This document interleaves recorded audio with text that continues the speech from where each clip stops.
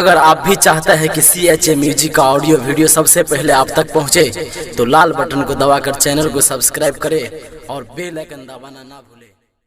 बोलो बोलो दुर्गा मैया की। मैया खोलू न बजर के बार गे, मैया खोलू न बजर के बार गे। बड़ी दूर सयल मैया द्वार गे, बड़ी दूर सयल मैया द्वार गे।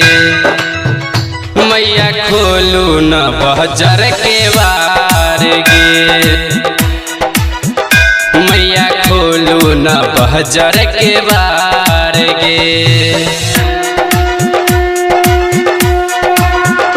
डूबल नैया लगाबू मैया पार गे, डूबल नैया लगाबू मैया पार गे। मैया खोलू न बजर के बार गे, मैया खोलू न बजर के बार गे। अभी आप सुन रहे हैं जय माँ काली रिकॉर्डिंग स्टूडियो फुलपरास चौक से। सबक सुधी मैया लैत रहै छी, हमरा सकिया मैया मुँह फेरै छी, हमरा सकिया मैया मुँह फेरै छी। सबक सुधी मैया लैत रहै छी, हमरा सकिया मैया मुँह फेरै छी। दिन दुखिया छी हम लाचार गे, दिन दुखिया छी हम लाचार गे। मैया खोलू न बजर के बार गे, मैया खोलू न बजर के बार गे। बोलो बोलो दुर्गा मैया की।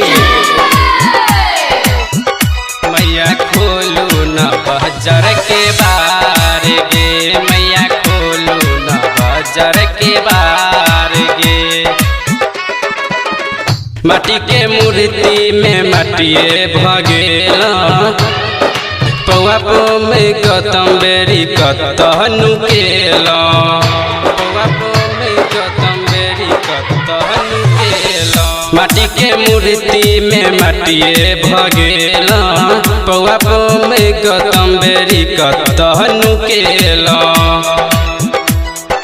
सौरभ कहै छो पुकार गे, संतोष कहै छो पुकार गे। मैया खोलू न बजर के बार गे, मैया खोलू न बजर के बार गे।